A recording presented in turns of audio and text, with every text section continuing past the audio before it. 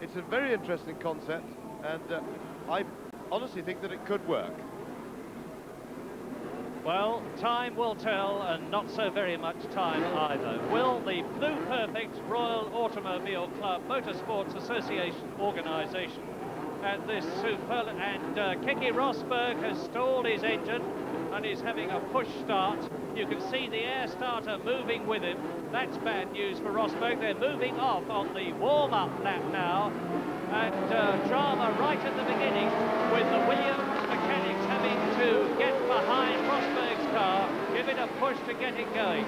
But now they are going to be off on this usual warm-up lap to get the tyres up to working condition, and still on the line is Keke Rosberg. Now, is this push going to get him going? It usually does, surprisingly enough, because the air starters don't always get them going, but a push usually does, and it has. James. What a terrible problem for Rosberg. Sitting on the pole, done all the work. He hasn't had a lot of luck this year. The field, meanwhile, are going around quite slowly. He's got plenty of time to catch them up. They can just get that engine to fire. But it's pretty hot here at Brands Hatch. We've got a little bit of humidity. I wouldn't be surprised if he got some fuel vaporization there in his fuel pump. You sometimes get an airlock with fuel vapor. They're having to push uphill, of course, here, because the gradient from the start up the Bramble Straight and Paddock Hill is definitely up. He should also stuff it in reverse and let it try and bump it as they run it back down the hill. Well, there go the field out. They're out round the back of the circuit round Hawthorne's Bend, the fastest corner on the circuit, which the cars are taking nearly flat out now. Keke Rosberg is now away. He's going to have to hurry to catch the field up, and it's very much a question of whether he'll dare elbow his way to the front of the pack to retake up his pole position. But he's got plenty of adrenaline going around him now. He's driving like a man possessed, and he can just catch the field, but technically he's not supposed to barge his way up to the front. But I think that if he can catch him before they come round clearways, the last corner on, he will do it. Well, what a dreadful start for Rosberg, but his dander will really be up now, and here he is coming over the crest and up towards Hawthorne Hill and Hawthorne Bend, as the rest of the competitors are streaming round Stirling's Bend on their way to Clearways and Clark Curve. They will pause momentarily. They are supposed to just stop, get into position, and then about 5 seconds later the race starts. Well, Rosberg will just about be able to catch them, but they'll be coming round Clearways. If he catches them, we'll have to see if the adrenaline puts him in the mood to barge his way up to the front. Trouble is, of course, he's on the right-hand side of the track, and that's the less easy side of the track on which to do the barging. He's got to come down the inside and maybe get grass on his tyres. So there's the field just pulling up. Rosberg is not far away now. We can't see him coming shot. Here he comes round the last corner, Clearways. Is he going to try and barge? No, he's going to start from the back of the grid by the look of things. Poor Keke Rosberg. Really an absolute tragedy for him. He's taking the rule book by the letter, staying where he is. And Derek Ongaro, the official starter who starts all the Grand Prix, will be looking down the line, waiting for the unfortunate Finn, Keke Rosberg, to come into position. That means, of course, that the two Brabhams are up front, Riccardo Patrese and Nelson Piquet, and that's the trouble. Out goes the Patrese, and out goes Arnoux. Well, Arnoux yet again has failed to get going in a Grand Prix, and meantime, with Patrese out, up to Druids Hill Bend goes the second Brabham. It is that of world champion Nelson Piquet.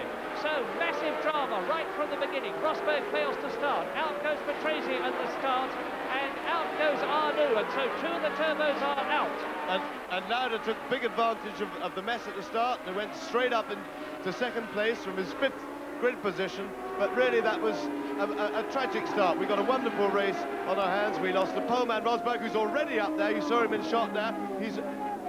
Rosberg has already made up about, I think, getting on for 10 places in the race, but Patrese stalling on the grid really was a terrible thing, and I don't understand how Arnoux hit him, because he had plenty of chance to see him, but it was a bit messy, and we've lost 3 of the front runners, although we've got Rosberg coming to the field. One of the Tolmans is out. It is that of Theo Farby is out at the beginning of the race.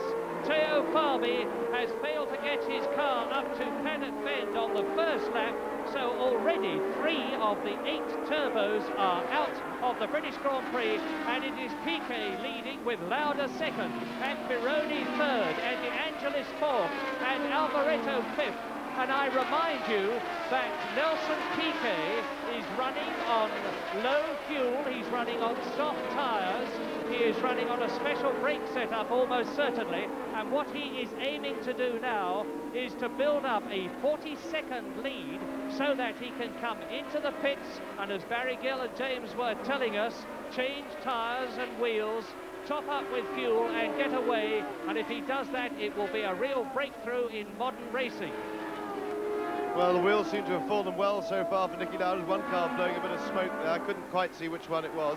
But Lauda qualified very well. He's right in form. The McLaren car has gone very well indeed. And to be out in second place with a nice clear run is terrific. But a word about Patrese with the start, because although he's only just started in the turbo car, we know, here we see the start again. Patrese, you see his arm up. He's just stalled the engine. His arm went up right at the last minute. And now, I have to say, I have to criticise Patrese for this, because we know that turbos are difficult engines to keep running and difficult engines to get off the line. But a professional racing driver should have practiced that. The rest of the field got through. At least they pushed themselves to the side. But a professional racing driver should really have practiced getting the thing off the line, because it's the most stupid way to lose a race. And apart from that, as we've seen recently, it's also very dangerous and a hazard for other people. So I think Patrese, without knowing the exact circumstances, if he just stalled the engine by not having practiced keeping the thing running, that is very bad. Well, I noticed something else significant. As Patrese and Arnoux collided, John Watson threaded his way past them from his 12th position on the grid. And do you remember, at Silverstone last year, Villeneuve went off, took Alan Jones with him, nearly took John Watson, but Watson subsequently came through the field to win the race. Well, there is Didier Pironi in third position. There is Elio De Angelis, who is fourth. Alboreto is in fifth place. Derek Daly is sixth. And then De Cesaris is in seventh place. And the race leader is still Nelson Piquet, the brilliant world champion Brazilian, who has dedicated himself this season to developing the Brabham BMW, and they are coming up now to complete lap 3 in this 76 lap, 198.6 mile race, and it is Piquet breaking away now. Piquet, as we watch the battle for fifth position, led by Michele Alboreto and chased by Derek Daly going round Paddock Bend.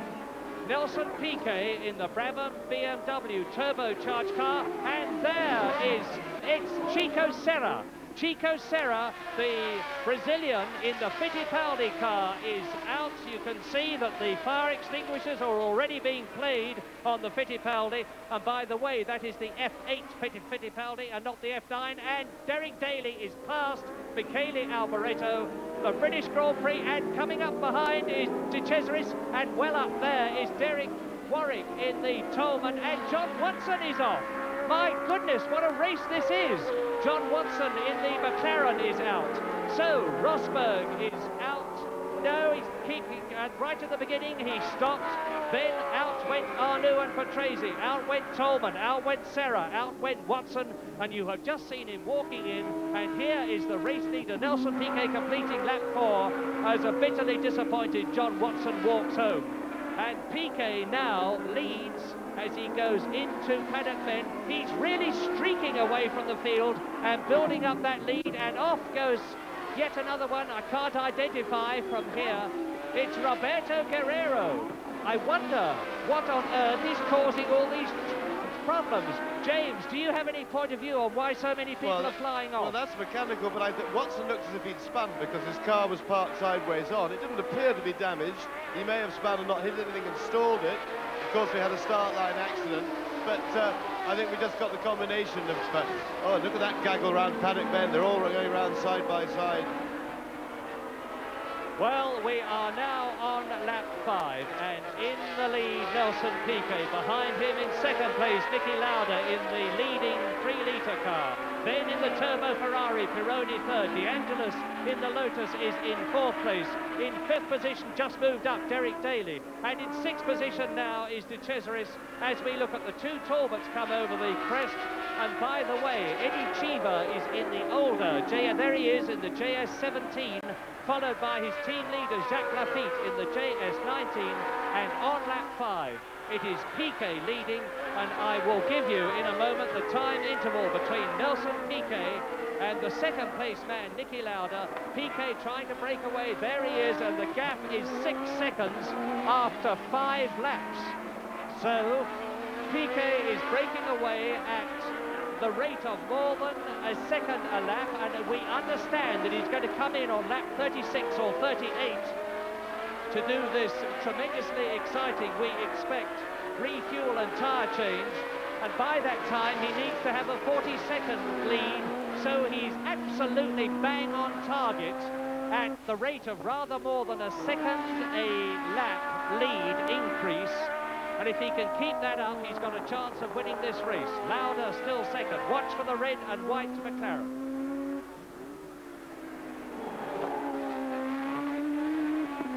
There is Piquet coming down into clearways at the end of the 6th lap as we look at the two Talbots.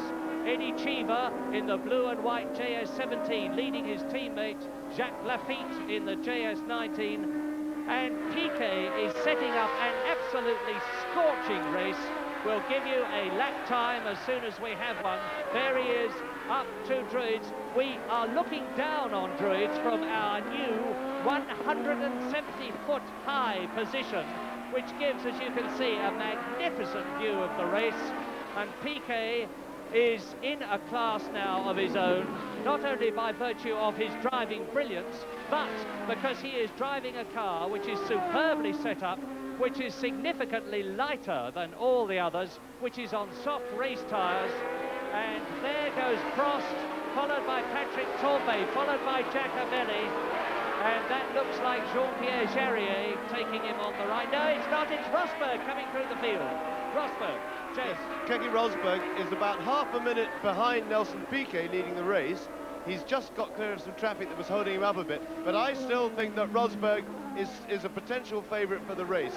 Despite that delay, if he can just get through the next traffic a bit, he's very, very quick. He was dominated the qualifying, and I think he can catch Lauda, but then of course it becomes a question really if the Piquet-Brabham tactics can work. At the moment they're looking very good. They're pulling away on schedule and over a second a lap, which is better than they need to do, particularly in view of the fact that they'll take on new tyres, so long of course as their pit stop goes okay, because drivers never want to make pit stops because there's always something that can go wrong. You get a lot of heat in the car around the hubs and everything, and sometimes the wheel jams on and things, and what can be a beautifully planned 12-second pit stop can turn into half a minute or even a minute. Keke Rosberg, who is in pole position and has yet to win a Grand Prix, is in 11th position, 26 seconds behind Nelson Piquet. And he is probably the fastest man on the circuit at the present moment, and I do include Nelson Piquet, because the Brabham is in absolutely superb form, but so too is the Williams. Yes, Rosberg is absolutely flying. He is going quickest on the circuit when, of course, he gets a clear lap. But his next problem is Pironi's Ferrari, which he's been catching up hand over fist, but it's the perennial power problem, and we're going to have to, and it'd be nice to see just how Rosberg can deal with the Ferrari, with Tambay's Ferrari. Well, let's watch Tambay in only his second Grand Prix for Ferrari. He made his return to Formula One racing at the Dutch Grand Prix 2 weeks ago when he took over the car of the late Gilles Villeneuve, his great friend, and decided to opt out of Can-Am racing in Canada. And watch the way Rosberg is really flying. He's coming down now to complete his 9th lap into Clark Curve, now along the Brabham Straight, which is 165 miles an hour. He's going to get try and get a good run at the Ferrari through Paddock Bend and then try and outbrake him into Druids at the top of the hill. He's going hand over fist quicker through Paddock, and he's in perfect position to have a go. Looking slowing down. There they go. There is the Ferrari. Watch now, Keke Rosberg coming up to Surtees, the third gear, 150 mile an hour. He shapes up to go through on the inside. The blue flag is waving, and that is Alain Prost. There is Tambay, and here now he's drafting. Keke Rosberg is almost close enough to nip out of the slipstream of Tambay. Yes, except just watch the power of that Ferrari. They get onto the straight, you see that's Rosberg closing up hand over fist through the corners. The Ferrari just puts on the accelerator and away he goes. And Rosberg's got a little bit of a problem now because he's had a good run at him for a lap. I've been watching closely, we've all watched closely, there's no obvious point. And Piquet has slowed down. That's Piquet cruising into the pits, so Piquet's got a problem. We're going to see Piquet lose the lead in a moment. The Brabham has blown. Nelson Piquet is out of the race on lap 10. And that means to say there's going to be a new race leader. And that new race leader will be Niki Lauda, the dark horse that many people... There he is. There is Lauda. Watch him now, and you will see him pass Nelson Piquet's Brabham BMW. Look all round the picture as Niki Lauda, double X world champion, the man who won at Long Beach, will shortly take the lead. Well, that's a real shame for us spectators because we had a potentially very good race with Piquet out. We've lost so many of the front runners, but of course we got one exciting thing, and that is that Keke Rosberg, for me, is favourite for the race at the moment, but he's got a lot of work to do, and he's coming through the field, and I think that the McLaren pit should be informing Lauda of Rosberg's progress through the field, because he's undoubtedly the man to watch. Well, there is Rosberg, where is Lauda, and that's Daly, Derek Daly there. And now Derek Daly in fourth position. The position now, let's go back to the situation. Niki Lauda leading, Didier Pironi in second place. Up into third position in the Williams goes Derek Daly. He's never been as high as that. Then Elio De Angelis. Behind him, Derek Warwick is in fifth position. Then Andrea De Cesaris. Then Alain Prost, and then the battle between Tambay and Keke Rosberg. And we are looking at the third place man, Derek Daly, new race leader, and all that work that Brabham did to evolve this new system of race refueling and tyre changing has gone to waste. And there is Rosberg behind the Ferrari as we see now Niki Lauda.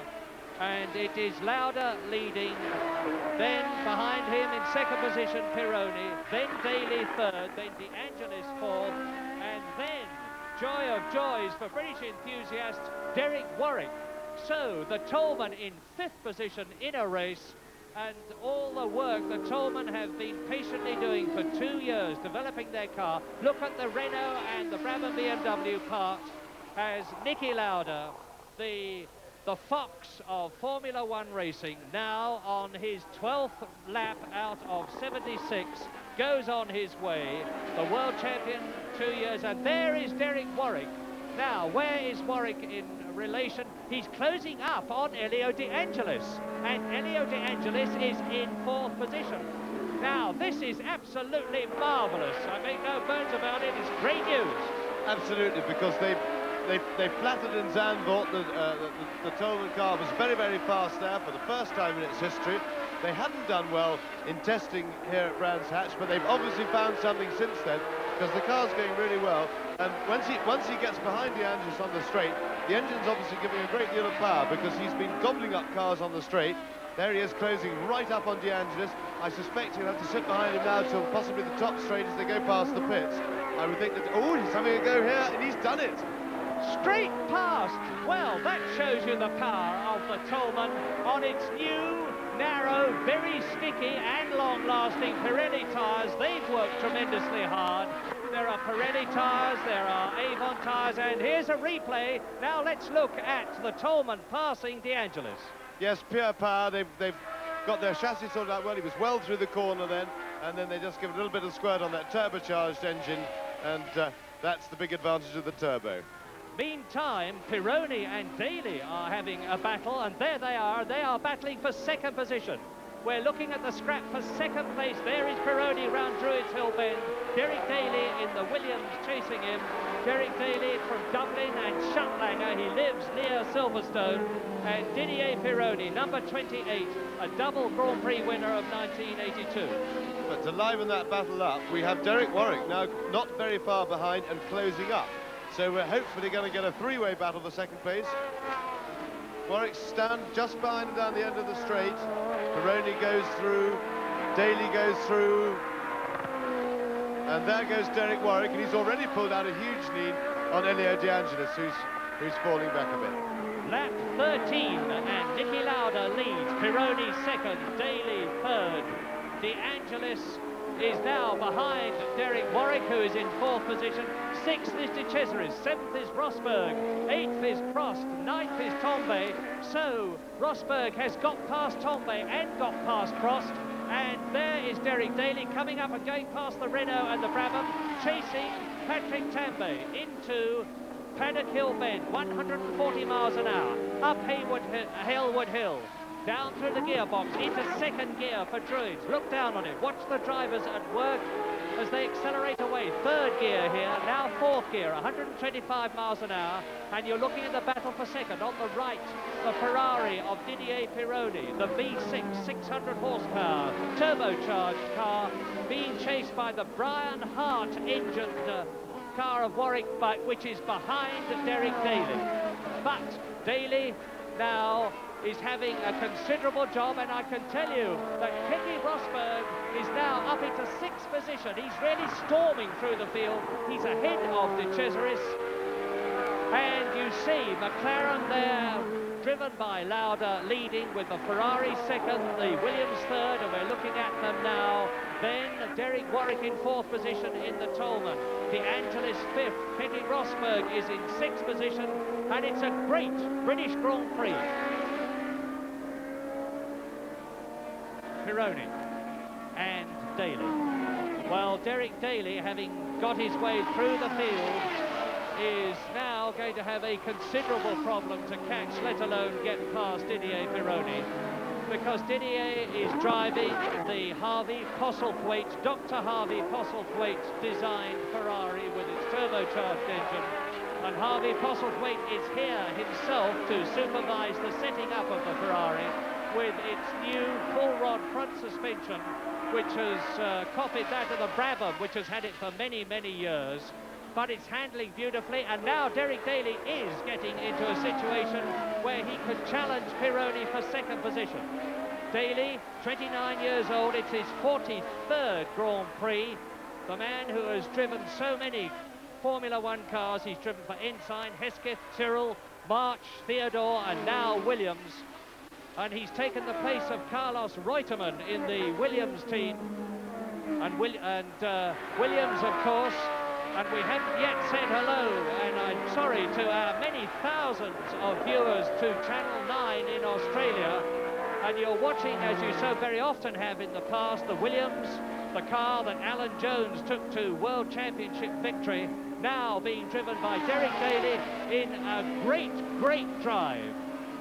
Pironi, there he is, number 28, the man from Paris, 70th Grand Prix, 2 wins behind him this year, second in the World Championship. And by the way, let us not forget that John Watson has now today very well and truly blown his chances of being world champion, unless he can really climb up through the field in the remaining races, because he has lost the possibility, the very remote possibility of 9 points, whereas Didier Pironi at the present moment is in the running for 6, which would put him 5 points ahead of John Watson in the World Championship.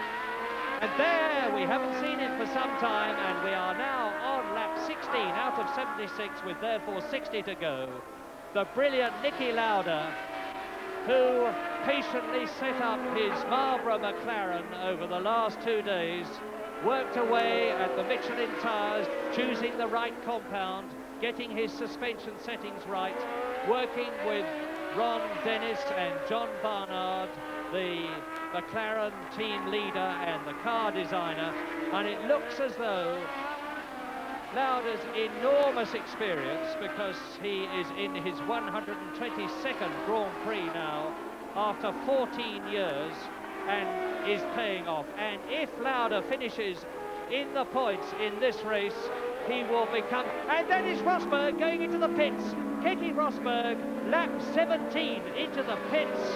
Well, what's the trouble? Having got all the way up to 6th position, Rosberg to the pits. What a crying shame. I've just been watching the gap rather carefully between Rosberg and Lauda, and they were very, very evenly matched. It really is a shame that Rosberg stopped on the grid and therefore couldn't get off for a good race up front for us. So mechanics now are swarming around Rosberg's car. He hasn't got out anyway.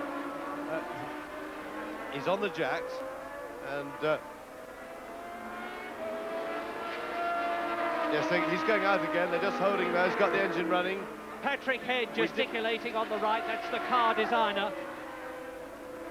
Go, he says, and out blasts Keke Rosberg as Mauro Forgeri, the Ferrari team chief, watches him go. And now he's got to do it all over again. And Nigel Mansell, I should tell you, those of you who are naturally interested in how he's going, was in 15th position, Nigel Mansell, and he's just passed Jochen Maas, so he's moved up a place. And Nigel, in spite of the pain, is keeping going. And there is Didier Pironi and Daly and Warwick. Second, third and fourth, and this is the Tolman day, if ever there was one. And Derek Warwick is blowing to smithereens any doubts that anybody had that he was not a truly superb driver. Now, Warwick is already a double world champion. Many people don't realise it, but he was a world Superstocks champion for 2 years in 1972 and 73. Then he was triple Formula 4 champion. Then he was runner-up to Brian Hinton in the Formula 2 Championship of Europe in 1980. And now we've got the second, the third and the fourth cars together. Ferrari, Williams and Tolman. Two turbos sandwiching the Williams. Yes, and it looks very much as if the Tolman is going to gobble them up in a moment. I think Warwick, if he gets a good run through clearways now, may well be able to attack Daly on the straight. If not, he's going to have... Yes, the Tolman's really got a lot of power now. It's a terrific acceleration, and he just eats Derek Daly up simply. What a drive! Derek Warwick in that tremendously powerful Brian Hart car is now up into third position, and I can tell you that the crowd is really alive to this situation. The man who last year couldn't even qualify in this car, who couldn't even at the beginning of this year qualify, has now shown his mettle, has shown that Alex Hawkridge and Brian Hart and Rory Byrne and Roger Silverman and all the rest of them have really justified themselves. And he's about to attack the Ferrari now. He hasn't quite got the power to sweep past him as he did past Daly. He's going to have to do it on manoeuvrability around the corners, get a good run out of one of the corners. But as usual, the Ferrari is going to prove a lot more of a problem to pass. But Derek Warwick at the moment is... if not the fastest man on the track, well, he's probably the fastest man on the track, with the exception of Lauda, and it's just a question of whether Lauda's got anything, if Warwick can just get past Pironi. And let us not forget that it is not just the turbo and the car and Warwick, it is the tyres.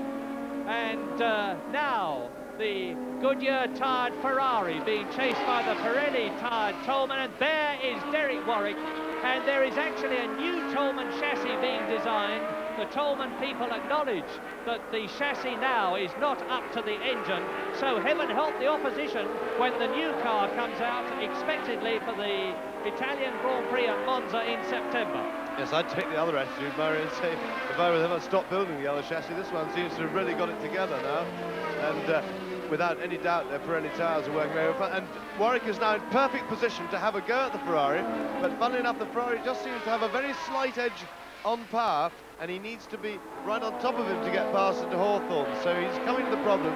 What Warwick has got to do now is plan the rest of this lap so he's coming up close to the Ferrari as he comes out of clearways, because it looks to me as if clearways is going to be his main passing opportunity. And this is lap 20. You are looking at the battle for second with 3 cars involved in it.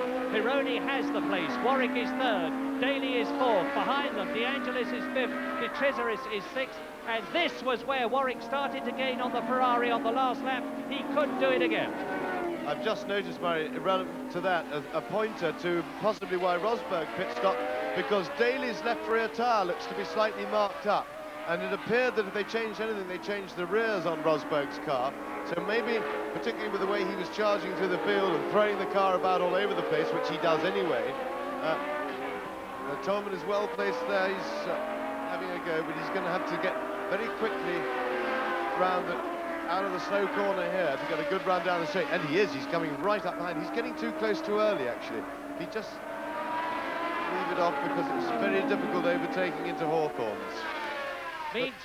Meantime, let us not forget Lauda. He is 20 seconds ahead of this battle, and these two will inevitably be slowing each other up because Pironi will be intent on keeping Warwick back and therefore not necessarily using the ideal racing line, and equally Warwick will be struggling to get past Pironi. Second, third and fourth, and Daly is dropping back a bit, not much, but just a tiny bit, a few inches, and now this again could be Warwick's chance. They are coming into lap 22.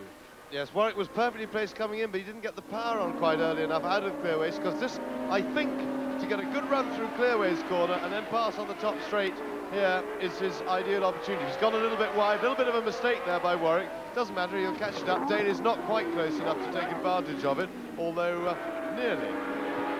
Well, there is a very distinct gap. It looks to me as though Daly is closing right up at Warwick. And yes, look at the gap now with Pironi pulling away. Yes, Warwick appears to be in trouble. Something has happened. Maybe he's lost some power in his engine. But we'll see, or maybe he just made that mistake and it's taking him that little bit of time to recompose himself, which does happen after you made a mistake because you start to panic, try and catch it up too quickly. You have to tell yourself to settle in again. Lap 22, Lauda leads, Pironi second, Warwick third, Daly fourth, and there are Warwick and Daly. De Angelis is fifth, De Cesaris is sixth, Prost is seventh, Tombe is eighth, Lafitte is ninth, Giacomelli is 10th, Chiva 11th, Sura 12th, then Henton 13th position, and behind Brian Henton in 14th place is Baldi, then Mansell is 15th, Rosberg is 16th, and struggling to the front again. Jochen Maas is 18th and 17th, and Alboreto is 18th. And now they come through to complete their 22nd lap. Niki Lauda has already done so, and Lauda is now 22 seconds ahead of Didier Pironi, the Scarlet Ferrari on the right, with Warwick in third position, Daly in fourth. This is the battle of the race. And 23 laps now on lap 23 out of 76, and the gigantic 100,000 plus crowd at Brands Hatch is really getting value for money today. There is Pironi, the winner at San Marino, the winner subsequently at the Dutch Grand Prix, 29 points in the World Championship. There's the confirmation of the situation with less than just about a second separating the second man, Didier Pironi, and the fourth man, Derek Daly. And De Angelis is 4 seconds behind Daly in fifth position, with De Cesaris quite a way behind De Angelis, about 20 seconds.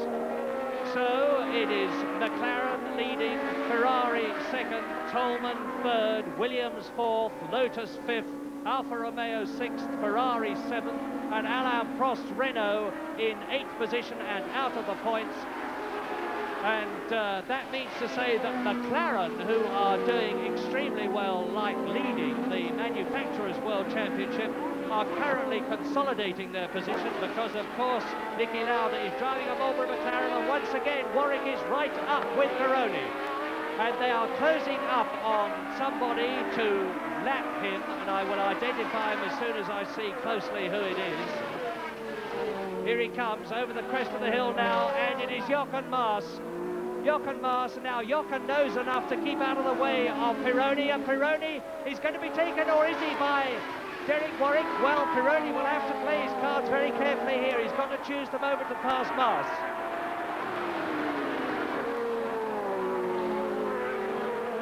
And they both surge past Jochen, who in his gentlemanly way, and he is a great gentleman, moves over and lets the second place Ferrari and the third place Tolman through. And how strange but pleasant it is to say the third place Tolman, because we certainly didn't think that we were going to be able to say that this season.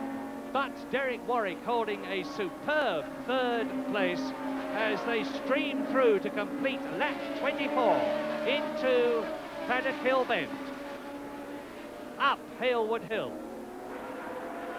into Druids, and once again Warwick is right with Pironi. So nearly, he was having a go, then he had a good look inside, but of course the straights aren't quite long enough here at Brands Hatch. I would say that these two cars are fairly evenly matched power-wise and handling-wise, and that presents a great disadvantage to the car following. The guy in front has all the cards really, except for the odd back marker. Warwick close again. It's also very much more physically wearing to drive that close to a car in front, because you've got to be doubly sharp, because you can't see where you're going. For a start, you've got a fairly blocked view, so you've got to look at the sides of the track to maintain your bearings at all times. And the car doesn't grip as well, so it tends to slide a lot more when it's right in the turbulence, the air turbulence of the car in front. A quick flash to tell you that Nigel Mansell, who was in 17th place with his injured hand, has gone into the pits. As you see, the second, third, fourth still practically together, but especially the second and third. And Warwick is now coming right up to Didier Pironi. He's in a position to take him. Look at this, he's going to drive straight past. And he does so. Derek Warwick is up into second place with a masterly passing manoeuvre straight past the Ferrari. Now, can he pull away? Fantastic. I'm sure he's going to pull away, Murray. He was going quicker before. He caught the Ferrari. He caught him and passed him. And it was only a hiccup in his progress as he sat behind the Ferrari. Here we are. We see it again. Warwick finally got his car into perfect position, coming out of clearways. He was well placed on the straight. He doesn't have any power advantage over the Ferrari. He had to just draft up behind and use his momentum from the previous corner, and he outbraked him in a perfectly conventional fashion into Paddock Bend. And now I anticipate that he will extend a lead over Pironi quite comfortably. The big question now is, can he make any progress on the gap to Niki Lauda, who's got something like 25 seconds up on him? Well, and needless to say, we will be watching that. We will take the gap between Niki Lauda. There is Derek Daly in fourth position. And Elio De Angelis is now with Daly. De Angelis in fifth position is closing up on the Williams. Now, I can tell you that De Angelis in the warm-up period had a massive understeer problem in the John Player Special, the black and gold car. But they seem to have dialed it out somehow after the warm-up period. And De Angelis is right up with Daly, although you will recall that James drew attention to the fact that one of the rear tyres on Daly's Williams seemed to be going off a bit. But look now at the gap that Derek Warwick has pulled out over Didier Pironi. Indeed, since he passed him, he is now nearly 2 seconds ahead. And the question is, can Derek Warwick in second position in the marvellously rejuvenated Tolman, leading Didier Pironi in third place, Derek Daly in fourth, and De Angelis in fifth place, do anything about Niki Lauda, who is leading him, this man, Warwick, by 26 seconds. Well, there is Lauda, the smoothest driver on the circuit. Niki Lauda, who has got so much experience, more than anybody left in the race. John Watson has driven in more Grand Prix than Lauda, but Lauda has got a very old head on his 33-year-old shoulders in terms of racecraft and experience. And he's now coming up to Mark Sura in the Arrows, who waves him past, who indicates to Niki Lauda that he should pass on the right, but Lauda does not do so. Now he does. And now he's got Brian Hinton in front of him. And Brian Hinton, number 4 in the Tyrrell, was 7th fastest in qualifying, and there is Rosberg in the pits. It looks as though Rosberg's race is run from the point of view of doing well, as Niki Lauda is now right up to the Tyrrell of Brian Hinton, coming down into clearways to Clark Curve, and I have no doubt that Brian Hinton will move over and let the flying Marlborough McLaren through. He does so. Nicky Lauda is passing him on the line, and now I will be able to give you the gap between Nicky Lauda, the race leader, and the second place man, Derek Warwick, and it is of the order of 25 seconds, but there are still nearly 50 laps to go. Pulled out of the Brands Hatch Grand Prix early on, and we've heard since, unhappily again for British interest, that Derek Warwick, who was chasing Nicky Lauda so valiantly, well, he's had to pull out with some mechanical trouble as well. So let's go down to Brands Hatch once again now and get the up-to-date position from Murray Walker. And as you rejoin us here at Brands Hatch, looking down on this magnificent Kentish circuit, the bitter news is that Derek Warwick is out of the race on lap 42. He had a drive shaft break. He was in second position, about 40 seconds behind Nicky Lauda, who continues to lead the race, and was about 5 seconds ahead of Didier Pironi, who was then third, with Elio De Angelis fourth. And now you see the positions there. On lap 54 now, out of 76, Lauda is now some 43 seconds, ahead of Didier Pironi in the Ferrari, who has got Elio De Angelis crawling right over him to try and take that second place. Patrick Tambay in the second Ferrari is driving a magnificent race in only his second race for the Italian concern, and there is Lauda. And behind Tambay, by the way, in fifth position is Andrea De Cesaris, and the race leader, Nicky Lauda, has lapped everybody up to the fifth place man, Andrea De Cesaris, but Alain Prost, having been lapped, is in sixth position.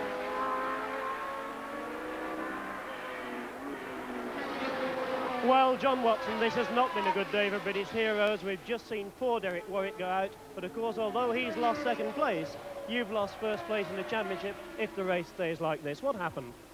Well, I managed to avoid the first accident, which was the one on the start line with Petresi and Arnoux, and then lost a lot of places in doing so. And on the third lap, coming down the back straight into Hawthorne's corner, Serra and Jarier had a collision, apparently due to the wheel on Jarrier's car coming off. And I was just behind Keke Rosberg, who then had to avoid those two leading two cars in front of him. I in turn had to avoid him, and got a wheel on the grass. In doing so, the car spun across the track, stopped without any damage at all, but the engine had stalled and I couldn't restart the engine, so I had a long walk home.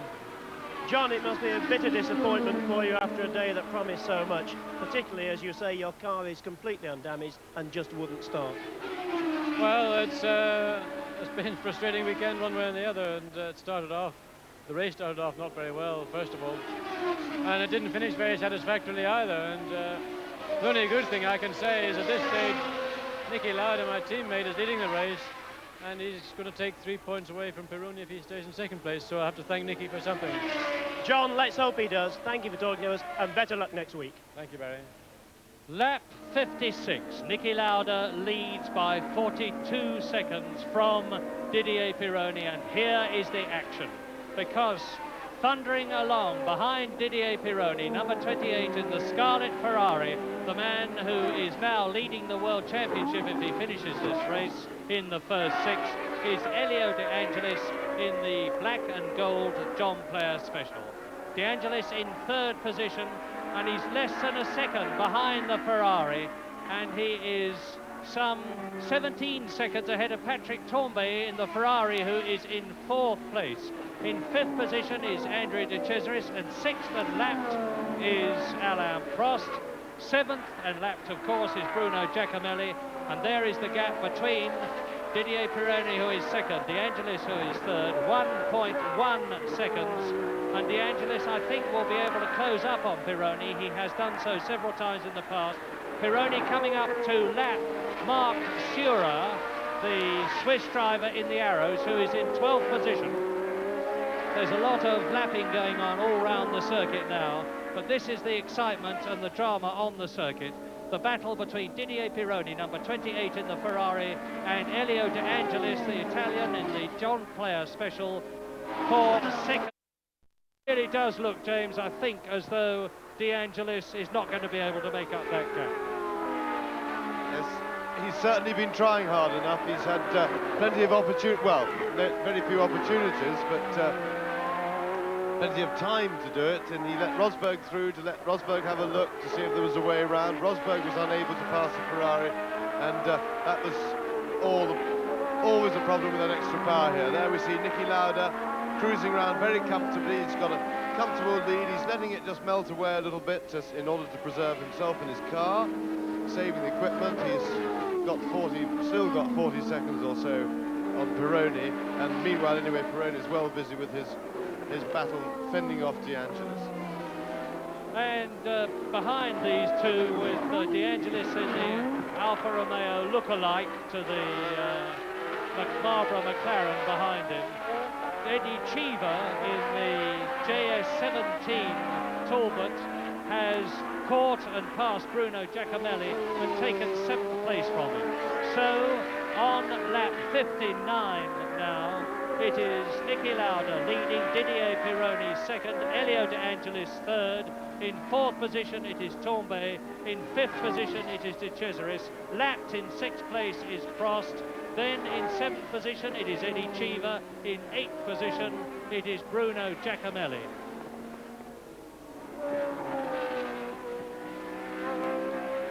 Well, what a phenomenon this man Niki Lauda is, as we look at Pironi in 2nd place and De Angelis in 3rd. He's had 2 years out of motor racing after dramatically stepping out of his car, the new Ford-powered Brabham, at the Canadian Grand Prix. In the practice 2 years ago, well 3 years ago now, Niki Lauda steps out of his car and says, and here he is in the lead at the British Grand Prix, I will race no more, it makes no sense this going round in circles, I'm going to do something else, and the something else was to develop Lauda Air, his newly established airline in Austria. Well, he did that extremely well, bought himself several aeroplanes, developed routes, and then he got fed up with that and said that he could still feel the urge to race in his veins. Came back and tested at Donington at the end of last season, decided that he was going to join the McLaren team, and he's already won 1 Grand Prix this year and looks as though he's on his way to his 2nd. Does it make you itch to get back into the fray, James? No, not at all, Murray. I'm quite happy watching, thanks very much. When I retired, I retired. Well, Niki Lauda's showing that it's more than possible to make a comeback, and out there in Australia, I know is Alan Jones, and I also know, because several team managers here have told me, that they've made repeated efforts to get Alan Jones to join them, including, I am told, the Marlboro McLaren team.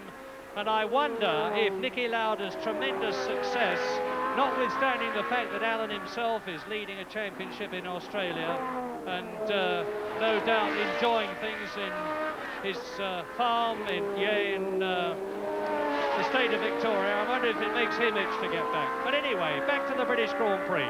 Niki Lauda leads now by a continuing 40-plus seconds from Didier Pironi. We are on lap 61. It is a 76-lap race. Pironi trying to stave off this man, number 11, Elio De Angelis, who is 3rd, who has got closing up on him slowly, but some 17 seconds behind, 16 seconds behind. And there's the gap between Lauda in the lead and Pironi in 2nd place, 41.279 seconds. And Tambay is closing up a little on De Angelis, with in 5th position still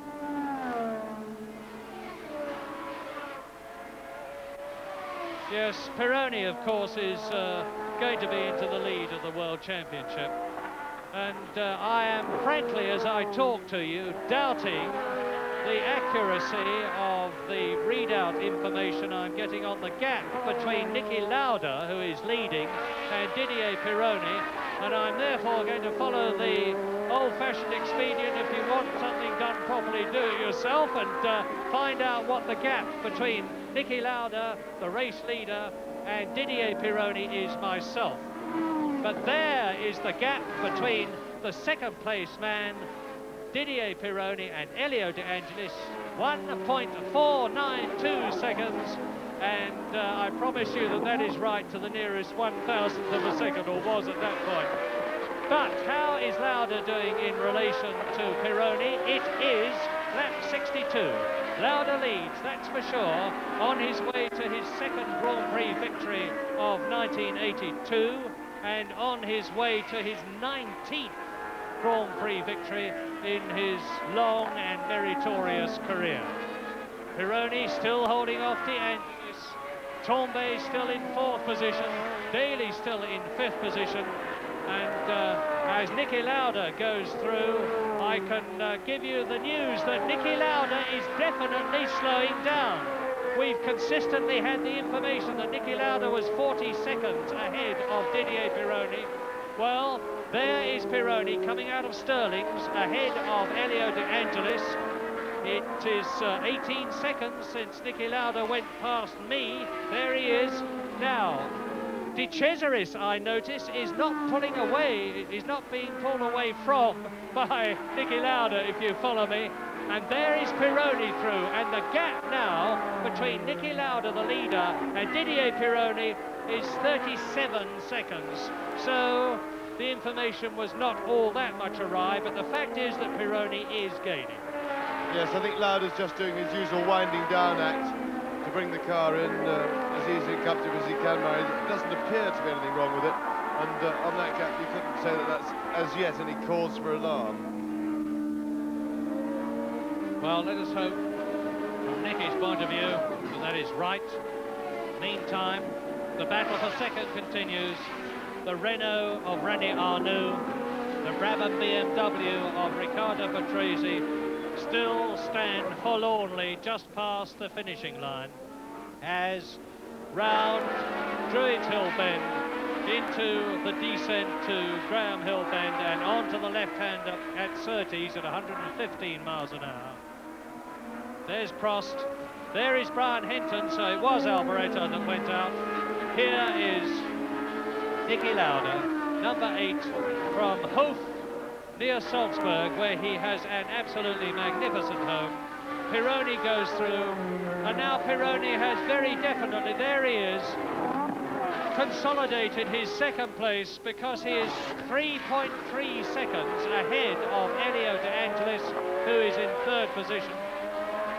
And Elio De Angelis is still some 18 seconds, is he, in front of Patrick Tombe. Well, we'll soon see. There is Pironi.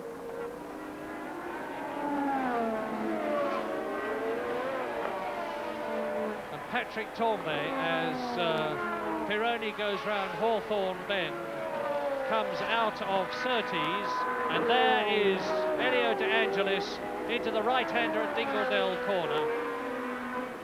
And yes, there's confirmation. Pironi pulling away from Elio De Angelis. So it is V8 Ford-powered Marlboro McLaren in the lead. V6 turbocharged Ferrari, there it is, in 2nd place.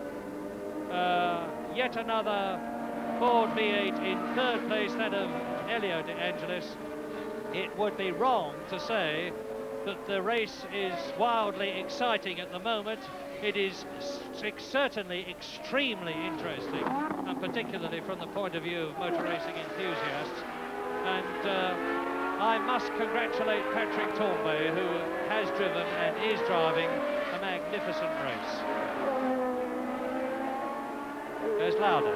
Now, look back along the course, and you will next see, you can see, and while I'm talking to you, the course is completely clear, and all the time Lauda is going on his way whilst we wait for Didier Pironi to appear at the right-hander at Dingledale Corner, and then the left-hander at Stirling's Bend, and we wait and we wait and we wait. The seconds tick away. We're doing this deliberately.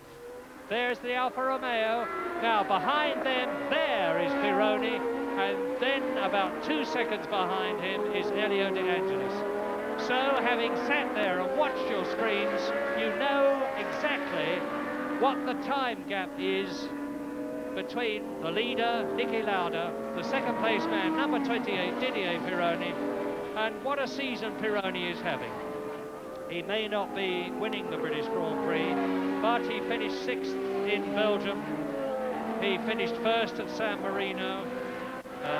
Sorry, he failed to start in Belgium, of course, because he was honouring his teammate Gilles Villeneuve after his tragic accident. But he went on to finish 2nd at Monaco and 3rd at Detroit, and then to win in Holland, as a result of which he's now on his way to leading the World Championship if he can just stay in the first 6 of the British Grand Prix, which he will do with no trouble at all, provided he has no car problems.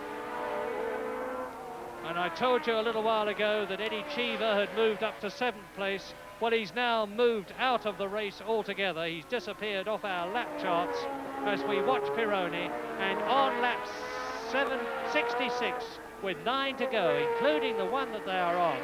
So we are certainly into the closing stages of round 10 of the 1982 World Championship. The positions are that Niki Lauda is leading, that Didier Pironi is in 2nd position, about 37 seconds behind. In 3rd position, some 5 seconds now behind Pironi, and dropping back is Elio De Angelis. In 4th position, it is Patrick Tambay, and the gap between De Angelis and Tambay is 15 seconds. I don't think Tambay can possibly catch De Angelis. There's De Angelis in the black and gold John Player special. I don't think Tambay can possibly catch him, but it is possible. And De Cesaris's engine, the V12 engine of Andrea De Cesaris, who is in 7th position, is sounding very, very rough to me. But in 6th position it is still Alain Prost, and in 8th position is the 2nd of the 2 Alfa Romeos, that of Bruno Giacomelli. So there you have it. Well, I don't think that De Cesaris has got much longer to go in this race, unless it's just cracked exhaust pipe or pipes, which is possible, but I think it's more than that. He's going very, very slowly indeed, I can tell you. And he...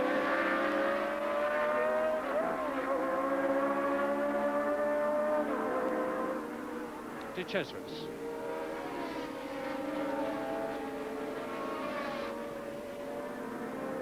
Well, the gap between Didier Pironi now and Elio De Angelis is 6 seconds. So the Ferrari is pulling away from the Lotus. But I've got a watch running on the gap between the car that you're looking at now, Patrick Tambay, and it's down to 12 seconds. Patrick Tambay is gaining on the car you are looking at, number 11, Elio De Angelis. He's 12 seconds behind, and I would not be at all surprised if we see Ferraris finish 2nd and 3rd. And that is De Cesaris without a doubt.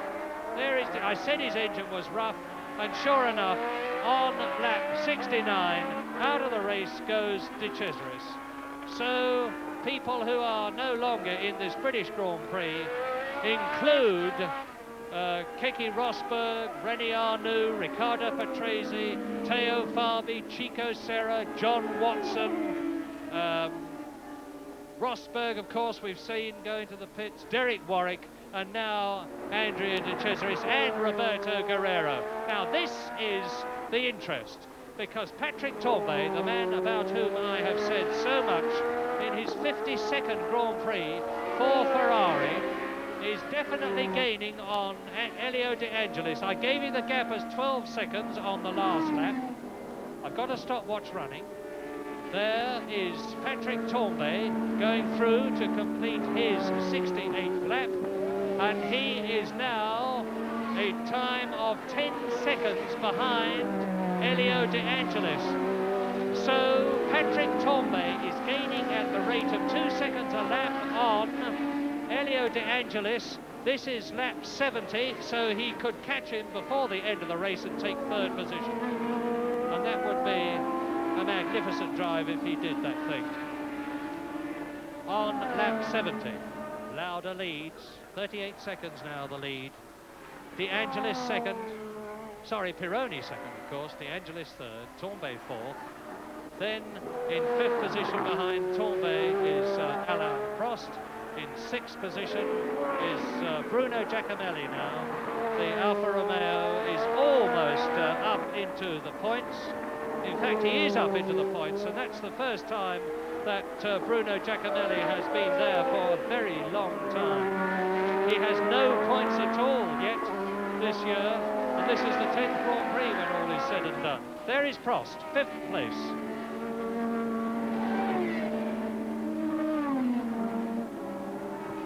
Well, we're seeing a Renault now in the closing stages of the Grand Prix.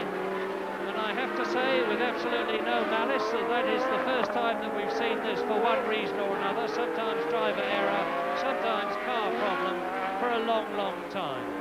And it will be a very considerable relief and to the Renault personnel. Niki Lauda is now on his 71st lap in this 76 lap race. There is Prost in 5th position in the Renault. Is the Ferrari. He's got to get past the two cars in front of him. The Arrows and the Alfa Romeo, they're disappearing. Down the Graham Hill bend is the black and gold John Player special of Elio De Angelis in 3rd position. Now you see the 1st and the 4th cars in that picture, and there is Tombay going through and taking the Arrows. Now he's closing up on Bruno Giacomelli in the Alfa Romeo. There is Elio De Angelis, who is 3rd. Behind him is Giacomelli, who has been lapped and is in 6th position. So Patrick Tombay, who is currently 4th, is about to lap the 6th place man. Niki Lauda, of course, still well out there in front, 33 seconds ahead, but he's obviously pacing himself to victory, easing himself home. And Tombay now can see Elio De Angelis, and he has got, as he comes through shortly to finish his 73rd lap, another 3 laps, including the one he's about to start, to catch and pass the Italian. And now is he going to go past Giacomelli? He's got to get past him, of course, because De Angelis is in front of the Ferrari and in front of the Alfa Romeo. It's considerably less than 2 seconds now. We are on lap 74. 1.6 seconds says the delay, and that is it. And that is the delay between the 3rd and the 4th place man. As I talk to you, Lauda leads, Pironi is 2nd, De Angelis is 3rd, number 27 Patrick Tombay is in 4th position. In 5th position is Alain Prost. 6th and lapped is Bruno Giacomelli, and now you see De Angelis, Giacomelli, Tombay and Daly, and the two that matter are De Angelis there and Tombay there.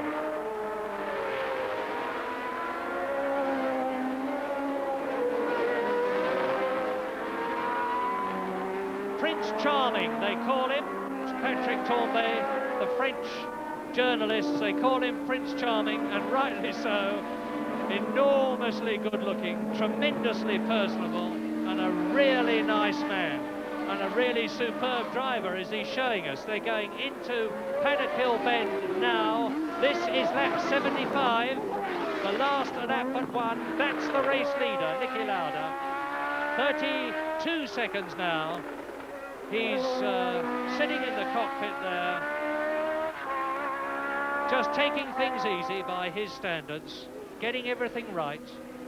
Changing gear just a little bit earlier, braking just a little bit earlier, keeping out from the edges of the apex of the bends, and Niki Lauda is now on his last lap. Are we going to see Patrick Tombay take Elio De Angelis in 3rd place? It looks as though we are not, because there's De Angelis, and there's 3 cars now. No, there is Tombay having lapped Jochen Maas, and he's up to Giacomelli now. I don't think he can possibly do it because Niki Lauda is well through on his last lap. The checkered flag is going to go out to greet the Austrian home to his 19th win in his 123 races. James, what do you think of this drive? Well, it's a relatively easy drive for Niki, but he'd done all the preparation. He deserved to win after a good start to the season with his comeback. He had a little bit of a doldrum period. The car didn't go smooth, didn't get so much luck, and Tombe is now right up behind De Angelis, and of course, with the power he's got in his engine, he may well be able to pass him on the straight. He's closing right up to him. And they're going out onto the... They come, and Niki Lauda enters the finishing straight, and Niki Lauda takes the checkered flag and wins the British Grand Prix of 1982. But who is going to come through after Pironi? It's Tombe who's got ahead of De Angelis, so it is going to be Ferrari's second and third. Pironi finishing in second position. We wait now for Didier Pironi, and there is his teammate Patrick Tombe as we wait for the Ferrari to go through of Pironi. There he is. Didier Pironi finishes second and takes the lead in the World Championship, and Patrick Tombe ahead of the black and gold Lotus there crosses the line. There he is doing so to finish in third position, with Elio De Angelis in fourth position. Well, a marvellous finish to the British Grand Prix, because Alain Prost will finish in fifth position and Bruno Giacomelli in sixth place. So there is the victor, the brilliant Austrian, who has shown once again that experience, craft, race guile, determination, and a bad finish for number 30, Mauro Baldi, in the Arrows with a badly smoking engine. Well, Niki Lauda's done it. That gives him 9 points in the World Championship, and that takes him well up through the field. But subject to official confirmation, a win for Niki Lauda. In second place, Didier Pironi. Third, Patrick Tombe. Fourth, De Angelis. The second Brabham, it is that of world champion Nelson Piquet. So massive drama.